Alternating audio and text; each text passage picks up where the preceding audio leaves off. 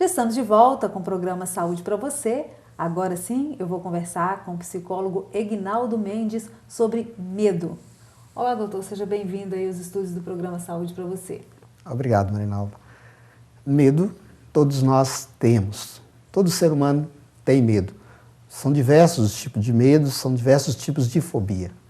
O que vai definir o medo é a sua reação diante de uma situação, seja ela real ou imaginária. O certo é que o ser humano, desde a sua fase primitiva, ele é cercado de medos. São muitos medos.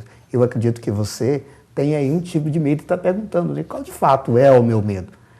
E é importante você pensar. É claro que ter medo é uma coisa, agora sofrer pelo medo ou ter um transtorno por causa do medo é uma outra coisa. E é disso que nós vamos estar falando. Agora, Egnaldo, como que você conceitua medo? Medo é uma reação que você tem diante de uma situação. Repito, seja ela imaginária, seja ela real. Tem pessoas que têm medo do imaginário, de uma ilusão. E aí pode ser por um transtorno, ou às vezes pode ser até por causa de uma cultura, de uma informação, uma cultura religiosa, uma cultura social. Ele vive uma ilusão de algo que na verdade não existe, mas aquilo provoca nele uma reação de medo, o que gera uma ansiedade, gera talvez uma angústia. E temos os nossos medos reais, que são os medos que nós vivemos na realidade, vivemos no mundo hoje, como também medos primitivos que vivem, ou que nós vivemos hoje, com alguns reflexos, né? A gente pode estar falando aí do medo social. Tem pessoas que hoje ela tem o medo de sair de casa. O medo de sair de casa por quê? Por causa de uma violência, por causa de uma agressão, por causa de um assalto. Então são medos criados e às vezes esses medos atrapalham a pessoa a viver bem e a ser feliz.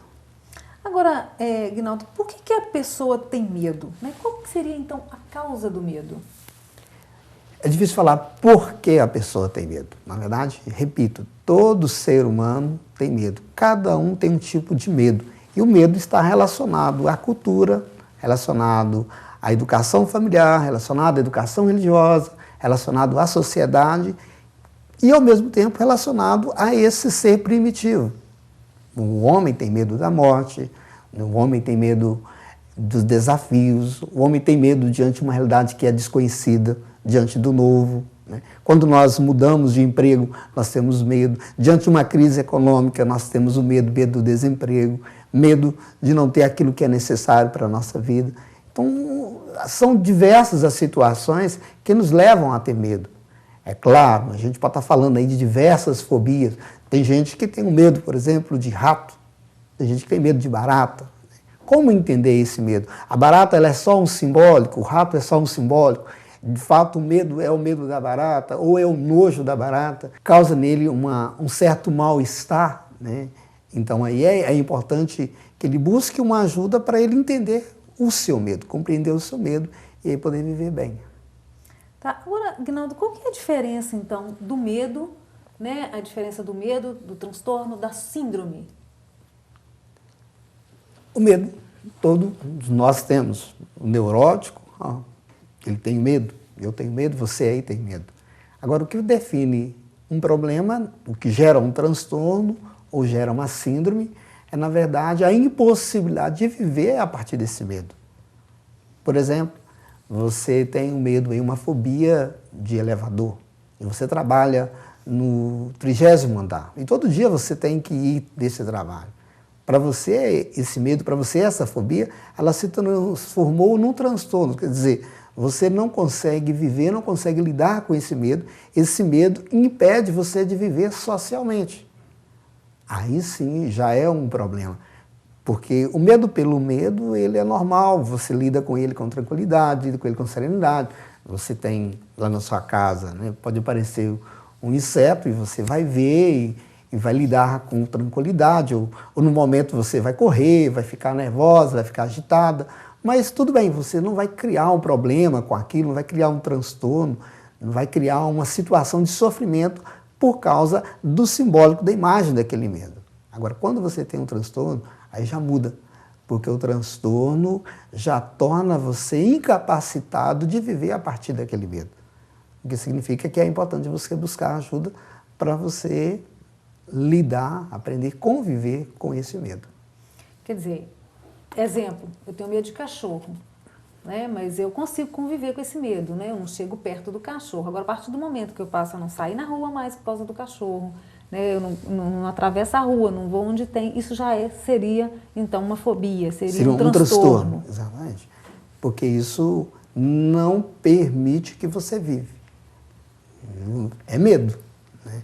Agora, transforma num transtorno a partir do momento que impede você de ter a sua vida normal, de ter a sua vida comum.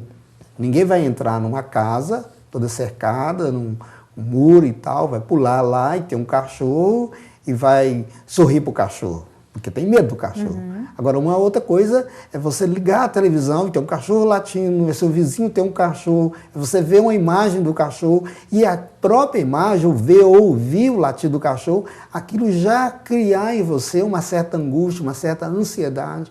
Isso significa que aquele medo deixou de ser comum, deixou de ser normal para você, porque ele impede que você tenha a sua vida comum, tenha a sua vida normal.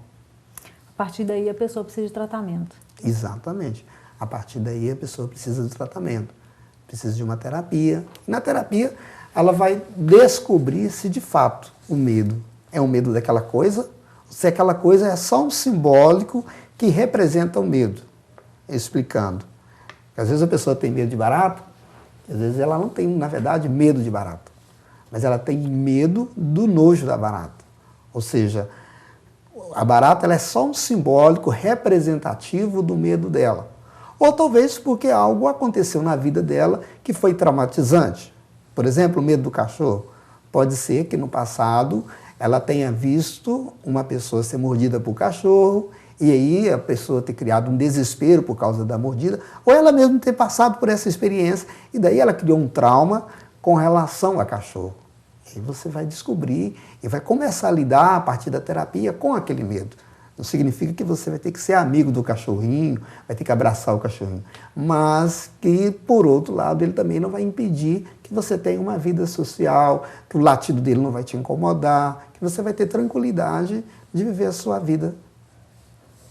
Ok, nós vamos para um pequeno intervalo. Programa Saúde para você, volta já.